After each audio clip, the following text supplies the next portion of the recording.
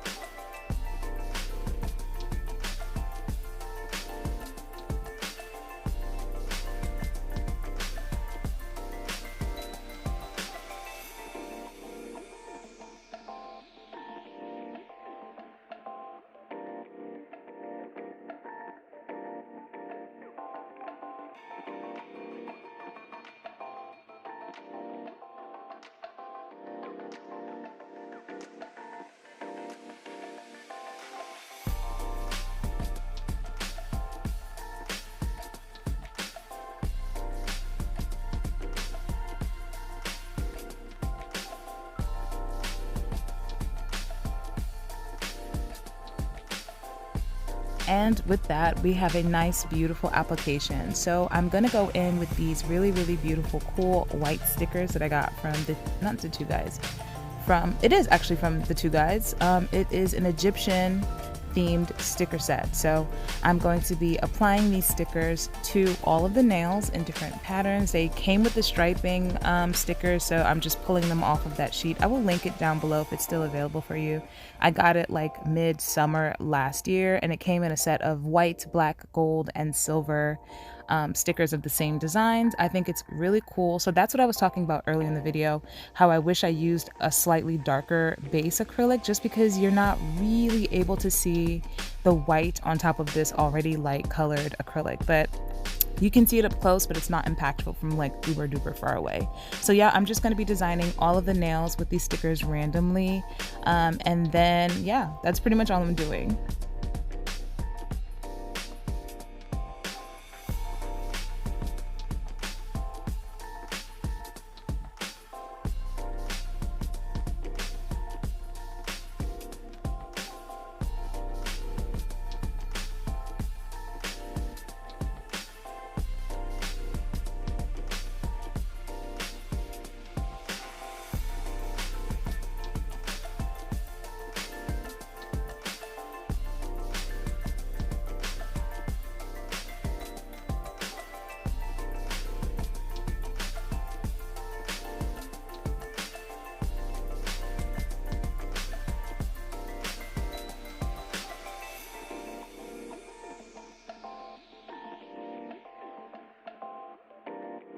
So I have plans to encapsulate these stickers, but because some of them were not sticking all the way, I'm just taking a nice and rough application of some base coat over these stickers just to kind of lock them down onto the nail.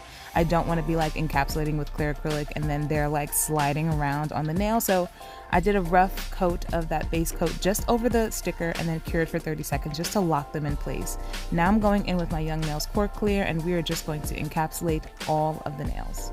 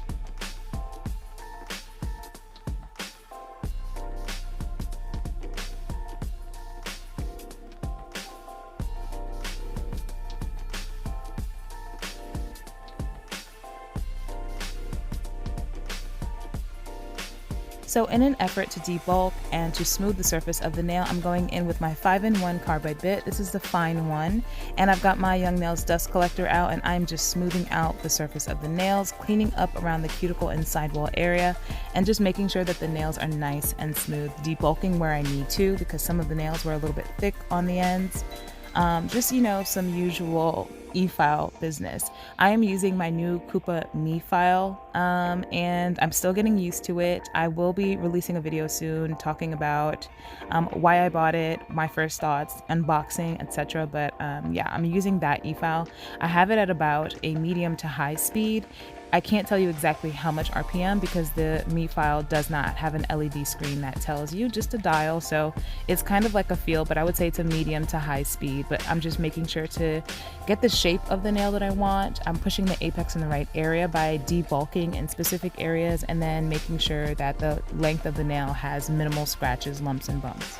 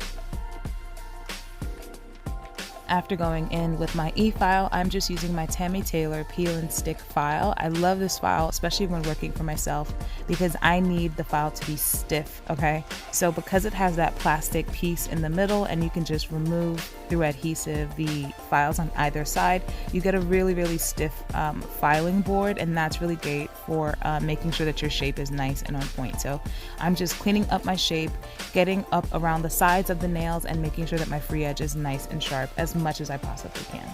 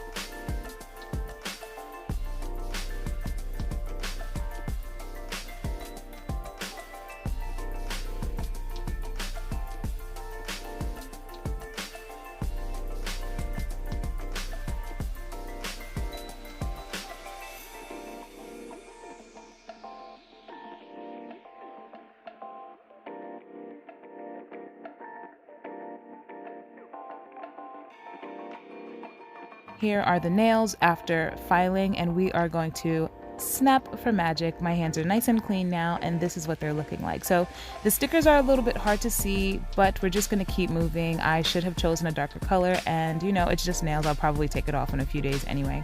I'm going in with this thin striping brush, and I'm going to be hand painting some abstract white designs on these nails.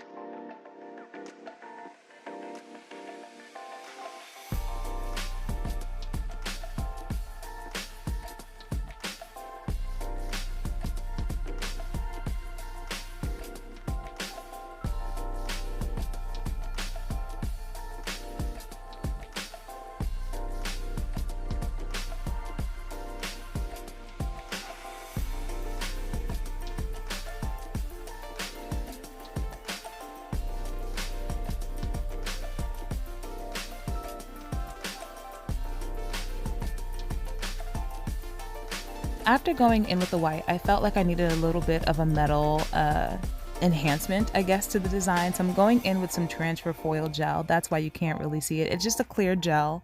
I'm going to cure it for a full minute, and then I'm going to use some rose gold foil to kind of make this stand out a little bit more.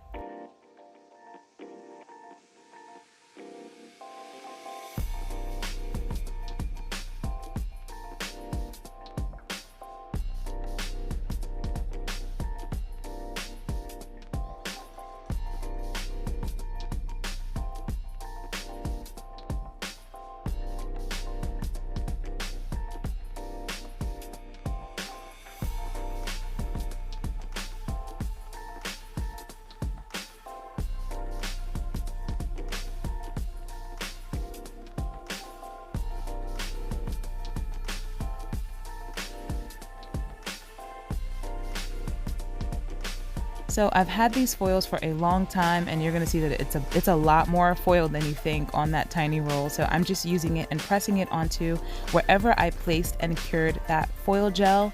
The rose gold foil is going to stick to. So I'm just going to be sticking it onto all of the nails, and I drew this abstract line, I guess French situation around the white shapes, and then solid lines down the center and sides of the other nails as well. I just wanted to add a little bit of a metal to kind of darken it up. It was just a lot of light colors on the nail, and I felt like it needed a little bit of something, and this came out kind of cool.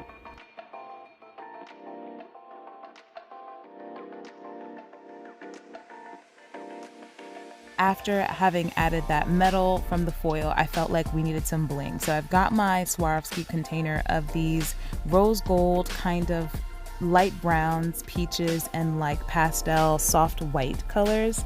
It's a mix that I got from Michael's and then some off of the Swarovski website, and I just kind of threw them all in one container because the colors were really similar. So they're all different sizes and colors, but they all in the same color family. I'm using my Macart oh my goodness, Bling glue, and this is great. I haven't used this Bling glue method for a while, so you can use all the time you have in the world. You place the Bling glue and place your gems, stones, beads, whatever, and then they won't set until you cure. So silly me, you saw me do my pinky and did not cure the pinky. So by the time I'm done with the rest of my hand, gravity is a factor. These rhinestones are heavy. They will be sliding out of place. So note to you, don't be like me. After every finger, just cure so that you're set, and then you can move on to the next finger. But I like to do the entire hand and then go back and adjust everything later. So you can watch me, you know, act a fool, but be better than me for sure. So I'm gonna have to, at this point, I still hadn't cured. I'm moving on to the next finger, and by the time I'm done, you're gonna see that like my pointer finger, all the stones have slightly shifted out of place by the way that I'm holding my hand. But it's not a big deal. As long as you don't cure, you can always go back and move the pieces around. So that's a benefit of using bling glue rather than a resin glue. But yeah, that's basically what I'm doing. Just adding a little bit of bling to each of the fingers just for something special.